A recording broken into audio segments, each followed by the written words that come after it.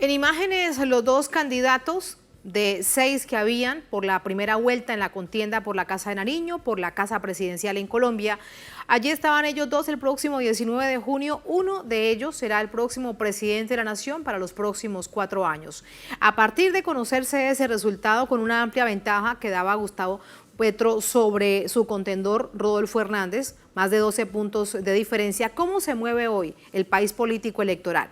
De esto y más va el análisis con Antonio Morales, nuestro colaborador, nuestro compañero de labores durante todos estos días desde Bogotá, con su invitado Darío Villamizar, escritor y analista político. Antonio, bienvenido, muy buenas noches. ¿Cómo está? Hacia adelante. Hola Tatiana, muy buenas noches para ti y para toda la audiencia de Telesur en América Latina. Bueno, asistimos a las primeras 24 horas después de las votaciones y evidentemente el foco de la atención y de la prensa y de los observadores está puesto sobre los dos candidatos. Más, en este caso, paradójicamente, sobre el segundo en la lid, Rodolfo Hernández, con 6 millones de votos, que en Gustavo Petro, que fundamentalmente en el día de hoy ha mantenido un cierto silencio, de manera cauta y reflexiva, está reunido con sus personas más cercanas, con las personas directivas de su campaña, seguramente en una digestión de lo ocurrido y en la preparación de lo que viene.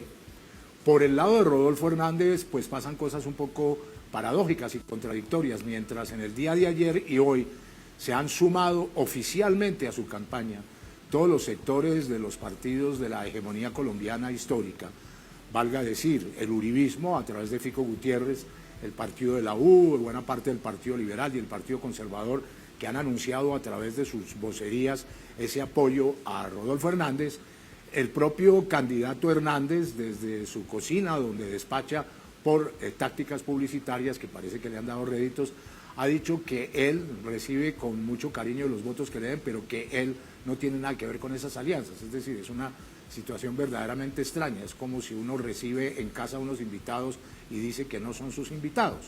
Pero bueno, eso es lo que ha dicho el candidato Rodolfo Hernández, que se posiciona evidentemente como una especie de nuevo adalid de la prensa colombiana, que empieza a manejar su imagen y seguramente a hacerla crecer, como lo hicieran hasta el día de ayer con Federico Gutiérrez, al mismo tiempo y al unísono, tratando una vez más pues de demeritar en las publicaciones, se ve la intencionalidad, es clarísima, la candidatura de Gustavo Petro. Esa es pues la situación. Hoy hay una novedad desde el punto de vista de la discusión política, y es que aparentemente el candidato Rodolfo Hernández aceptaría lo que no aceptó en las últimas semanas de la campaña que lo condujo a la primera vuelta, es decir, ir a un debate abierto y en directo por los medios electrónicos con Gustavo Petro. Tal parece que su principal asesor, el argentino Ángel Becasino, que fuera asesor de comunicaciones de Petro hace 4 años, ustedes saben, los publicistas van de un lado a otro al punto que se habla de un cierto mercenarismo en este tipo de cosas, lo ha confirmado y ha dicho que es el momento y que es estratégico para Rodolfo Hernández enfrentarse con Petro directamente en los debates. Pues veremos cómo transcurre esto en los próximos días. Y sí, tenemos un invitado nuevamente, nuestro último invitado de esta ronda de una semana que hemos estado con ustedes en el Telesur, tratando de llevar la información y el análisis. Se trata de Darío Villamizar, politólogo y un escritor de mucho éxito, con ensayos y historias maravillosas del conflicto colombiano. Darío, buenas noches, bienvenido a Telesur. Muchas gracias, Antonio, por la invitación. Muy complacido de estar aquí con ustedes y con los escuchas. Nosotros también. Darío, hagamos para empezar un balance general de lo ocurrido en el día de ayer. ¿Cuál es su perspectiva, cuál es su análisis sobre los dos candidatos que pasan a segunda vuelta? Bueno, lo primero que hay que decir es que estas fueron unas elecciones que suscitaron bastante atención, que suscitaron una gran cantidad de expectativas en los ciudadanos. En primer lugar, porque Petro indudablemente marcó tendencia durante mucho tiempo con aproximadamente un 38-42% según las encuestas.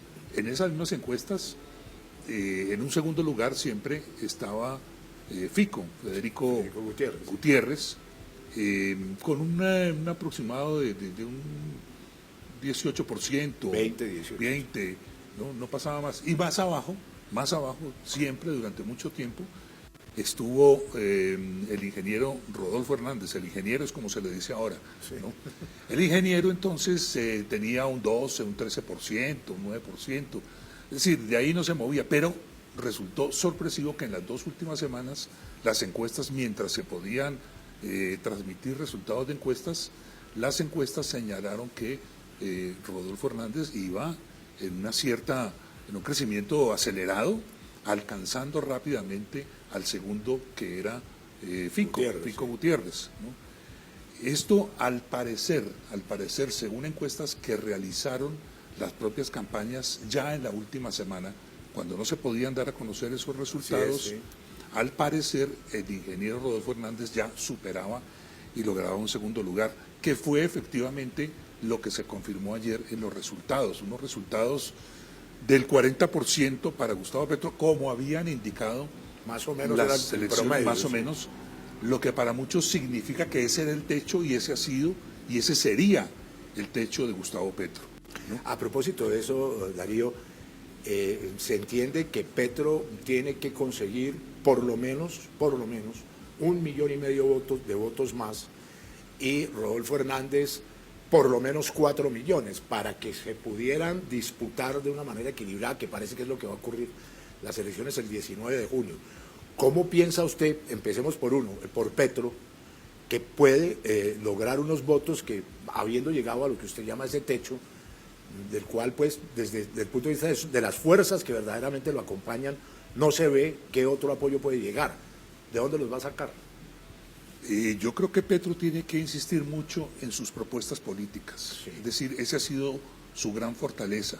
La fortaleza de Petro en los debates era eso, era el que proponía realmente. Y los otros 2 o 3, cuando había consenso, cuando había asistencia, Quórum, sí. cuando había quórum, generalmente empezaban a gravitar sus posiciones políticas en torno a lo que decía Petro. Y a agraviar, Creo que- gravitar y agraviar, por supuesto. Sí. Eso hubo muchísimo de eso. Creo que ese es el punto donde tiene que seguir trabajando él, trabajar sobre sus propuestas políticas. Y buscar ampliar, sí, esa masa electoral de aproximadamente 1,5 millones que tú señalas, Sí.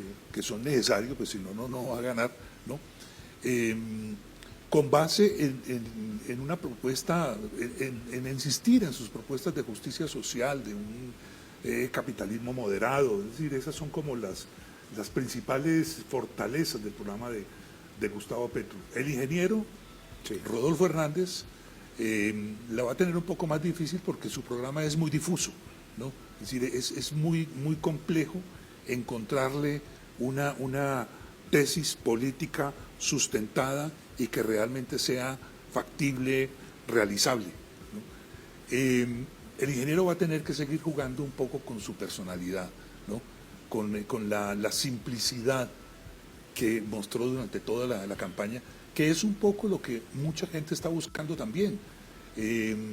Cuando él habla de que su tarea es quitarle la chequera a los corruptos, ¿no? Cuando él tiene una muy grande, ¿no? También.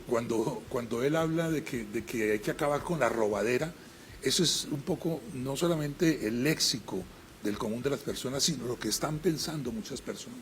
Que no deja de ser una argumentación primaria cuando no hay un sustento fundamental y técnico y táctico para contrarrestar la corrupción. Es un decir, nada más, ¿no es cierto? Él no plantea exactamente de qué manera reformar el Estado, que es el sustento fundamental de la corrupción, ¿no? No lo hemos oído eso. Sí, contra la corrupción, pero ¿cómo? Sí, la corrupción se combate de 1000 maneras en Colombia, se podría estar combatiendo de 1000 maneras en Colombia, pero no es solamente lo elemental de quitarle la chequera al que la estaba manejando, al ordenador del gasto, como se llama administrativamente. Es decir, en ese caso, si eso seguiría siendo su programa bandera, como lo ha mostrado hasta ahora el ingeniero, en ese caso lo que tiene que irse mucho más a una discusión de cuál sería un programa administrativo serio que se enfrente a la corrupción, una corrupción que está no solamente en la administración central o en las regiones, en las alcaldías y departamentos, sino también en la empresa privada. Claro, ¿no? y lo paradójico nuevamente es que quien sí realmente se enfrentó a la corrupción y destapó escándalos gigantescos desde el paramilitarismo hasta hechos muy precisos de robos al Estado, fue Gustavo Petro cuando era senador. Eso es una paradoja también. Darío, hay otro tema que estuvo, está y va a estar muy fuerte, que es el tema muchas veces utilizado como un San Benito del populismo. A Petro a lo largo de toda la campaña y desde antes se le ha acusado de populista, de castrochavista, de todo tipo de epítetos pues que no coinciden del todo con sus políticas, que como usted lo dice son una reforma al capitalismo dentro del esquema del mercado. Y aparece Rodolfo Hernández, a quien ahora quienes han sido criticados por populistas le dicen que ese sí es el verdadero populismo, el de Rodolfo Hernández. ¿Cómo compara usted eso? Sí, se habla mucho de un populismo de izquierda que sería el que estaría liderando Gustavo Petro, y de un populismo de derecha que sería el que encabeza el ingeniero Rodolfo Hernández, ¿no? Yo creo que ni lo uno ni lo otro, ni muy ni tan, ¿no? Es decir, Petro, si lo podríamos encasillar en una concepción política, Petro sería un socialdemócrata. Ni más ni menos. Ni más ni menos. Es decir, recordémonos la década de los años 90 que estuvo prácticamente toda América Latina liderada por gobiernos socialdemócratas, y de eso Petro viene de las filas del M-19. El M-19 fue una organización que también se identificó y se caracterizó por ciertas posiciones socialdemócratas, identidad que se reflejaba en su participación y asistencia a la Internacional Socialista, ¿no? Es decir, si alguien estuvo cercano a la Internacional Socialista y recogiendo tesis socialdemócratas fue el M-19, que después se transformó en la Alianza Democrática. Y del cual Petro pues retomó muchísimas ideas y muchas banderas, ¿no? Ahí, usted fue militante del M-19, compañero de Gustavo Petro, pues no actuaron en los mismos escenarios, pero cohabitaron, por decirlo de alguna manera. Y además del pensamiento socialdemócrata y quizás muy pocas influencias del marxismo-leninismo, muy relativas, el M-19 y Petro resultaron atravesados por voluntad propia por el pensamiento de Bolívar. ¿Cómo siente usted, que es historiador además, que ese pensamiento bolivariano esté en la dialéctica y en la dinámica contemporánea de Petro? ¿Cambia un poco eso la visión meramente socialdemócrata? Bueno, yo diría en primer lugar que estuvimos cobijados por la misma bandera, ¿no? Sí. Por la misma bandera azul, blanca y roja, Sí. ¿no? Y por los mismos ideales bolivarianos, efectivamente. El M-19 fue una organización que desde el primer día, ¿no?, su primera acción fue sustraerse la espada del libertador Simón Bolívar, ¿no? Digamos que esto no, yo no lo vería contradictorio con ciertas tesis socialdemócratas, ¿no? Yo diría que Petro ha sido un hombre consecuente con esa formación bolivariana que tuvimos todos nosotros, y consecuente también con la formación socialdemócrata que tuvimos. Claro. Pasémonos para el otro lado, para la extrema derecha. Uribe, aparentemente derrotado ampliamente, su candidato, que no era el de él, pero es como Rodolfo Hernández.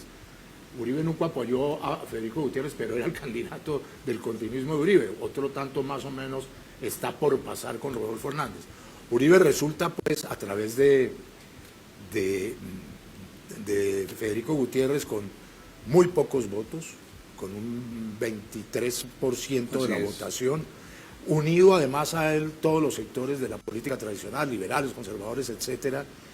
Hay gente que dice, este es el entierro político de Uribe, el uribismo está muerto, o va a trabajar por interpuesta persona nuevamente con Rodolfo Hernández. ¿Usted cree que se acabó el uribismo?